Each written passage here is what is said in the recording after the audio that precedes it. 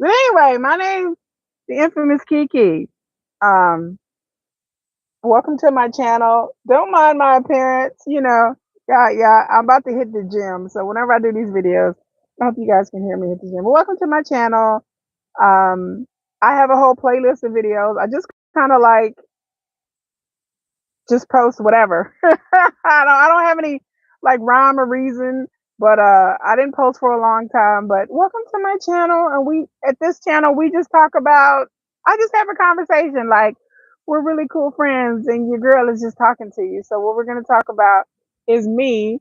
If you have not watched my playlist, all about me and the things that I've gone through, I've led a very interesting life. I talked about how I was on a no-fly list by Homeland Security because of a organization that I worked for, not worked for, volunteered for. Y'all ain't getting me caught up.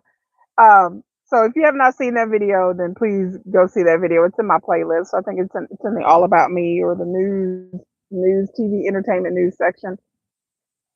Um, as the war in Palestine goes on in Gaza and the Gaza Strip, as I watch videos, over 10,000, almost 10,600 people have lost their lives. And I have to I watch a lot of Al Jazeera. If you don't know what Al Jazeera is, I'll try to put a link in the description, Al Jazeera, but they're online live. They're a news organization that's geared toward the Middle East. Also, there's a news station called TRT World, which is Turkish news. I watch that. I watch Al Jazeera in Arabic, even though I don't understand what the hell is going on. But I have a translator, so sometimes I put the translator up to the TV to kind of read what's going on. Um, but we're going to talk about my history with Islam. Now, if you read my playlist, I have a whole Jehovah's Witness playlist because I used to be a Jehovah's Witness. I was a Jehovah's Witness from the time I joined. I wasn't born as a Jehovah's Witness. I was a Jehovah's Witness from the time I was 13 to the time I was 16, and I left, and then I went back from the time I was 20 to the time I was like 23, 24. So I was Jehovah's Witness twice. I left, came back. I wasn't born a Jehovah's Witness. I converted. And so I have a whole playlist about my Jehovah's Witness experiences. And to make a long story short, I'm an atheist. I've been an atheist since my early 20s. I do not believe in God. I don't have a problem with religion as long as religion. I don't have a problem with people's religion. I don't have a problem with Jehovah's Witnesses like a lot of ex Jehovah's Witnesses do, but they should because they've had horrible experiences. I didn't have a horrible experience being a Jehovah's Witness. I don't believe what they're selling or what they're talking about. I believe that yes, it's a cult, but that's a discussion for a whole nother time, y'all. I did lots of videos being an ex-JW, and so y'all can go look at that playlist and hear my thoughts. But I became an atheist. I do not believe in God. At one time, I did have some kind of spiritual leanings, but I've yeah, and so I have a curious history with Islam. So this goes back to the first Iraq War. When I was 12 years old, the first Iraq War hit off in the Gulf. I guess they wouldn't call it the Iraq War; they would call it the Gulf War. Like hit in 1989, and I was fascinated by that. Then the Iraq War, 9/11 happened, and then we went to war again. When 9/11 happened, by that time I'd left the Jehovah's Witness. I was in college. I was doing my thing in college. I was just living my best life. I was going to law school, and then I stopped that, and then I went and went to school for journalism. Um, which I should have stayed in law school, but that's a conversation for another day. But anyway, so the second, not the, I guess that you would call it, some people call it the second Gulf War, but now it's known as the Iraq War. So, um, during that time, if you lived during that time, a lot of y'all are young and don't really remember, but there was a lot of, when 9/11 happened, there was a lot of rah rhetoric. And then George W. Bush announced that he was going to start a war on terror. And I was like, what does that exactly mean? And then they were like, it has to do with Muslims. And I'm like, what exactly does that mean? Because I had never been exposed to Muslims or Islam or nothing. Like I had some family and friends. I'm from Michigan, who were Nation of Islam, but it wasn't close family and friends. So I didn't really know, because I thought about Muslim, I think about NOI. I thought about the Nation of Islam, Elijah Muhammad, and I barely knew about them. But what my family was telling me, because my mama did not agree with the Nation of Islam people, and so she would tell me, just anecdotal little things, but I didn't know anything about Islam. So the rhetoric around America after 9/11 and before the Iraq War was very like rah rah American, and the Muslims are trying to hurt us. Well, why would the Muslims try to blow us up? Well, they hate our freedom. They hate our freedom. I'm like, well, that's not a reason to go blow somebody up because you hate their freedom. What kind of bullshit is that? I'm like, that don't sound right. And then all the mainstream media, which I totally lost faith in, were just beating the war drum of propaganda. Well, I'm like, okay, even in my early 20s, I'm not an idiot. I fully well understand how military propaganda, I mean, not fully well, but I kind of had an inkling that some of this is propaganda. Okay, like in every war, every country puts out propaganda, and the media just kind of goes along with it. It doesn't matter what country you're in. Like they can bag on Russia and their Russian media and the Russian control the media. United States government has a big hand in our mainstream media. Like people will call media and be like, hey, don't put this on, this is national security, or hey, put this on, this is that. So they have people that kind of like influence and suggest what newsrooms are gonna, what information that they give the newsrooms. So whenever there's a wartime situation, the government really clamps down on a lot of things behind the scenes and people don't know. I have a journalism degree, so I understand all about how journalism works, which a lot of people don't understand. I understand like terms about proximity and a story that seems sexy and it's even worse now than it was back then, because at least back then we didn't have social media. So yeah, I'm watching the media going, okay, I'm a journalism student, I understand. I worked for the college, I won't say what college I went to, but I was on the staff of the college paper. So I was like, so what are we doing regarding the Iraq War? And it was just told like this is what we're going to push. And I understand that the editor and the professor who led the newspaper at my college, there was a certain narrative that was being pushed. And I'm just sitting there, me and a few other of us was like, really? This is what we're, well, I'm like, okay. So my journey into Islam is like these people telling me they terrorists. These people telling me they want to blow us up because they hate our freedom. They hate our freedom. Yay, America. I'm like, okay, something tells me that this is not right. So I said, I'm going to go on my own journey. I'm going to learn about Islam myself. I'm not going to have anybody sit up here and tell me anything about anything. That's just me, period. That's in my DNA. That's where I was born. That's where I was taught. My grandmother taught me, baby, don't let anybody tell you anything about nothing, of anything that you don't know about. Go and seek it out yourself. That's how I was taught. I was taught to seek out truth, no matter if it's painful, no matter if it hurts you, no matter if you agree, it may change your whole mind. And I couldn't handle around 9/11 that a million billion people in America and in the West was telling me that Muslims is evil. Why? They didn't just wake up one day and decided to enact 9/11. So I'm like, there has to be something more to this than just they're Muslims and I mean, I've heard awful things. They behead people and they're all terrorists and they'd hate Christians and they what a what and they eat their babies. I mean, literally, like these are the things that were. Thank God the internet wasn't around like it was, because these are the things that were going around being said about Muslims in America. So I was like, I'm not gonna let nobody, especially in America, especially mainstream media, tell me about Muslims. So I went on the journey. There was a documentary that PBS came out years before 9/11, about Islam. It was like this 5-part series. So I'm just like, okay, I'm going to go on a journey. I'm going to start here. I like documentaries. I like stuff with visuals. And I watched the whole. I remember me. This is back in the day, y'all. I remember me renting the documentary at the library. It was on CD. It was on DVD. And I remember me going home and watching the whole PBS special about the history of Islam. And so I watched all of this DVD about the history of Islam. And I was like, huh, okay, that doesn't seem too bad. Like, and then also went to the libraries and I picked up books about the history of Islam. And I watched many documentaries. I watched movies. I watched Lawrence of Arabia, y'all. Like I watched movies about the Middle East because again, I didn't know anything about the Middle East. I didn't know anything about Arabs. So I went on my own journey. Again, I'm an atheist. I don't believe in God. But I'm like, nobody's gonna sit here and tell me what a religion is or ain't, because I got enough of that being a Jehovah's Witnesses where we didn't really talk about the beliefs of other people's religions at all. So I was like, you know what? I'm gonna find out for myself.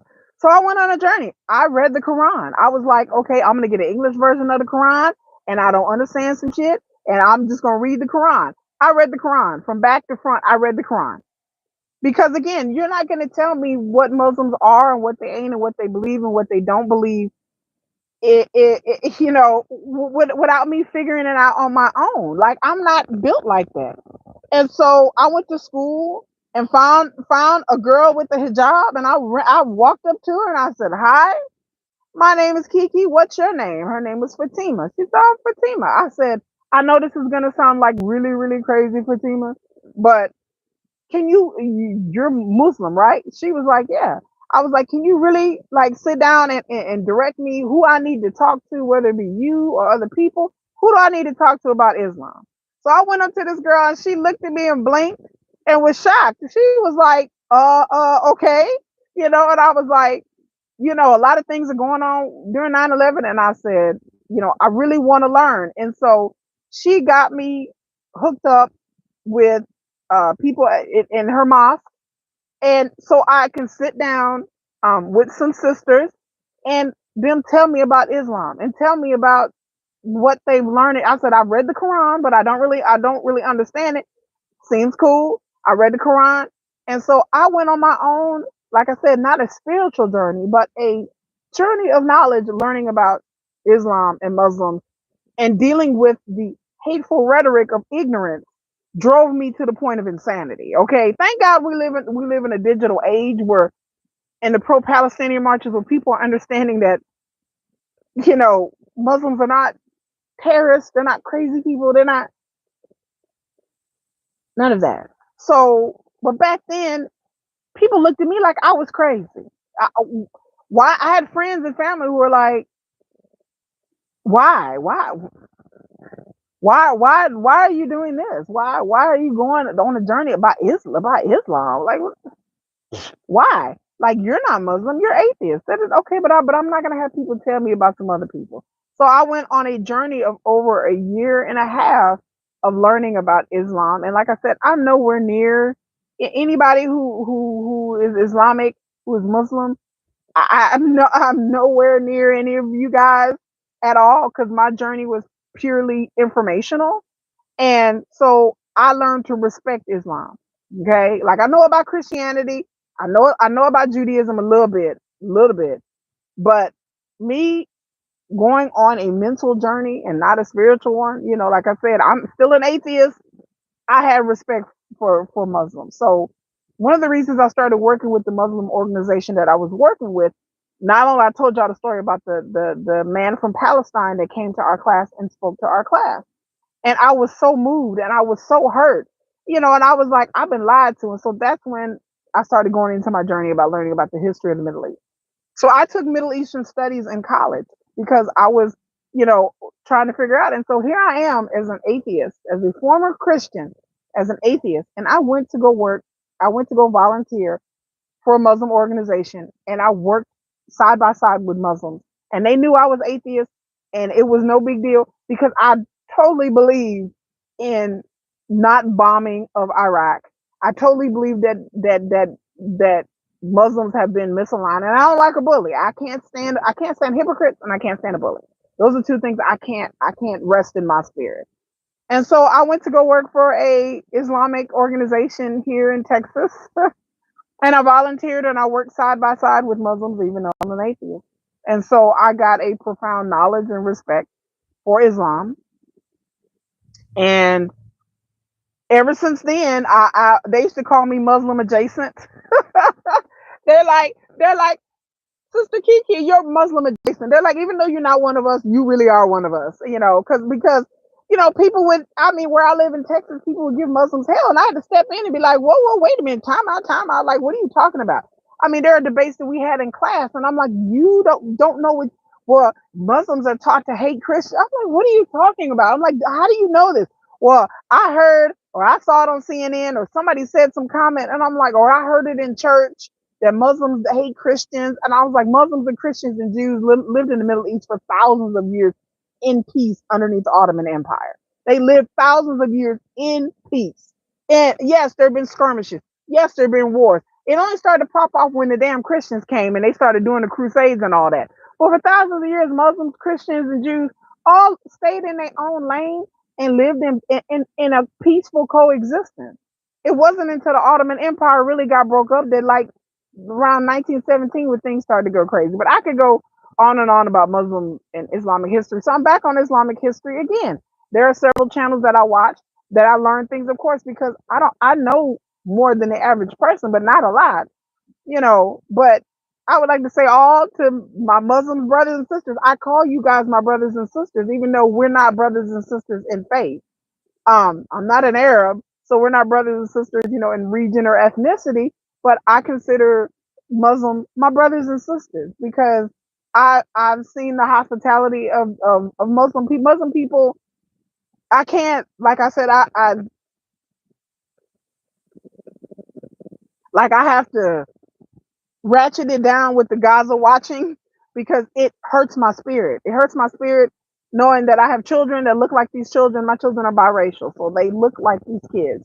And then the babies that were in the incubator, my son was premature. I had to turn it off. Like it's too much. I have to take a break. Like I have to, but I feel like I have to bear witness. But then I have to take a break because it's a lot. It's a lot because I had friends who were Palestinians. I dated a guy from Palestine, but that's a time for another video, another story. But yes, I have a whole nother video where I dated a guy from the West Bank.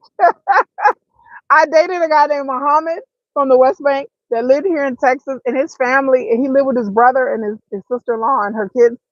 But he was from the West Bank, and he would tell me all kinds of stories. But that's another time for another video, y'all. But I got stories that the guy I dated named Muhammad, who wanted to convert me and wanted me to he wanted me to convert to Islam because I knew a lot about Islam, and he was so like enamored, like he was so into me, y'all. But he was so young. He was like 23, and I was like, I was in my 30s right after my husband died. And so, yeah, I dated a guy from Palestine, and I hope he's okay.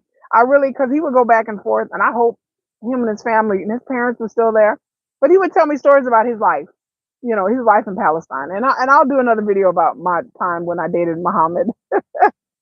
And he was a really good looking guy. Like he was he was just too young, and he wanted babies, and I don't want no babies. Um, and he would always tell me, I'm going to convert and you can go back to my country and meet my family and I'm going to bring you home and da da da da. And he wanted me to convert, but I didn't convert. But like I said, so that's my story of Islam. I've been called Muslim adjacent, Muslim adjacent, although I'm not Muslim. But I know a lot. Like people be like, well, I'm like the Quran says, blah, blah, blah. And people are like looking at me with like, how do you know that? I'm like, because I read the Quran. I read the Quran twice now. Twice. So I tell people, if you haven't read the Quran, you don't know anything about Muslims, take that journey. It doesn't mean it has to be a journey of faith. I tell people everything. I know about Hindus. I know about Buddhists. It is not a journey of faith for me. It's not a conversion. I'm not trying to convert anybody. I'm not going to try. I'm still an atheist. I'm still a non-believer. I believe the reason why we have all this mess right now is because of people believe in some sky father that I don't believe that exists. That people fighting over holy lands that I believe aren't holy, that these holy books or whatever they call the Bible, the Torah, the Talmud, the Quran, the Bhagavad-vistas, these are all books written by knowledgeable people, and there's history and lessons we can learn from these people. But the idea of some kind of spiritual thing, I don't believe in that. So, but that's just me. But it doesn't mean I don't respect your religion. I respect all religions until it comes to the point where you're trying to create a religious ethno country. I don't agree with that. I don't agree with Iran, and they want to have everybody got to be a Muslim to live here, and everybody got to be. And I'm speaking in hyperbole, like I'm speaking in generalization. It's not like that in Iran, but the fact that if you got to live somewhere and you got to be a particular religion, I'm not with it. That's me personally. I'm not with it. I don't think any country should be like everybody got to be a Muslim to live here. And then There are some Christians and other people, but y'all got separate courts, y'all got separate houses. Muslims can't live with Christians, and you can't. Like, no, that's apartheid. That's religious apartheid. I don't agree with any kind of ethnic, religious, societal apartheid. I am against anybody in any religion thinking they special. So I'm just gonna put it out there, all the way around 360. I don't give a damn if you're black. I don't give a damn what race you are, where you from, because I do not have any faith in God. Do I? Faith as in personal faith for me. For me, I do not believe that we the chosen people and we God chose us. Okay, well, I don't recognize your God, so I don't believe that you're special. And then just on a human level, we are all the same. I don't believe in ethnic selection. I don't believe in white supremacy. I don't believe in black supremacy. There are black people out there who think that black people have better DNA and we have better genes and we should create some kind of like ethno state. I'm like, no, time out. I'm not going from one oppressor to another. I'm not. I'm not going from being the oppressed to being the oppressor. Okay? Not just not my thing. Like I don't want to do that. I don't believe that black people we're genetically superior to white people. And no, I don't. Because you're going from white supremacy to black supremacy. I don't believe in Arab supremacy. I don't believe in Semitic supremacy. Whatever supremacy you try to claim, Ukrainian supremacy, because some of them over there believe that too. And so I'm talking to you, the Banderas or whatever. Y'all think that y'all Ukrainian people are genetically and ethnically superior to everybody else and Russians. I don't believe that either. If you're claiming that you need to live in all, I need to live in cities and towns where it's just all Christian people or all white people or all black people or all this, I don't agree with that. I think we should all live together and live together in harmony. And if you can't, I mean, you can separate by ideology, but the idea that you're going to oppress another people because they're not in your group, I have a problem with that. Like I said, I don't believe in no kind of ethnic religious states. I just, like I said, I respect Muslims, but would I live in an all Muslim country? I don't agree with that. Just on the basis that I don't agree with religion. So I don't recognize that as a reason for me to oust people, shun people, discriminate or hate on people on the basis of race or religion or gender or anything else. But especially religion gets in my craw because I'm like, for those of us who don't believe, then where do we fit in at? Where do we fit in at? We just gonna get what tossed out to the dirt because we don't believe in your God. So we're less than as people because we're atheists. No, man, come on now. And so that's how I feel and how I believe. And like I said, I can respect people have a right to whatever religion and belief they want to believe in. All the way, people have a right, and people have a right not to be demonized because of their religion, whichever religion they choose, or lack of religion. So I am equal human rights all the way around. I just want people to be free and be happy and be able to make the choices for their own lives without other people or a religious entity or organization telling them what they can and can't do with their lives. And then if you want to live that way, then you should be able to live that way. If you want to be religious and be conservative, I have no problem with that. I have no issue with that. The issue that I have with Christianity, the biggest issue is the proselytizing that Muslims don't do. Jews don't do that for sure. Muslims don't do that. But Christians do. I have a problem with that. I have a problem with Christianity feeling like during the Crusades that we need to convert or die. We're gonna torture you until you convert. That's Christianity. That's what Christians did for thousands of years. That's how they felt. Like we gotta convert the heathen. That's one reason why I'm here in America is because somebody deemed my people less than and heathens and we weren't civilized, and because we a lot of African people were Islamic. A lot of African people did believe in tribal religions and tribal gods, and then like I said, some of them were Muslims. So the idea we came here and were forced to be Christians because of slavery, because again, there are people still today that deem people less than because they're not the same religion as them. And I don't care whether you're Christian, Muslim, Jewish. I don't give a the fuck who you are. That's not right. That's not cool with me. That's not right. It's not right. But again, I've been called a Muslim apologist. I laugh because I'm like, I'm not Muslim. I'm not Christian. I just believe in equal rights. I believe in that people, like I said, I encourage everybody who watches this video to go on a journey for themselves. Like I said, not a spiritual one. No one's trying to convert you. No one's trying to make you be Muslim, but just go on a journey of knowledge about Arabic culture. It's beautiful. Arabic culture and Arabic people, and Muslim people have a real deep culture spirit of hospitality that I can get with. You know what I'm saying? Like they'll invite you to their home. They be like, come to my house, come eat, come. And when they realize that you are down for them, like Muslim people are some of the most loyalist people.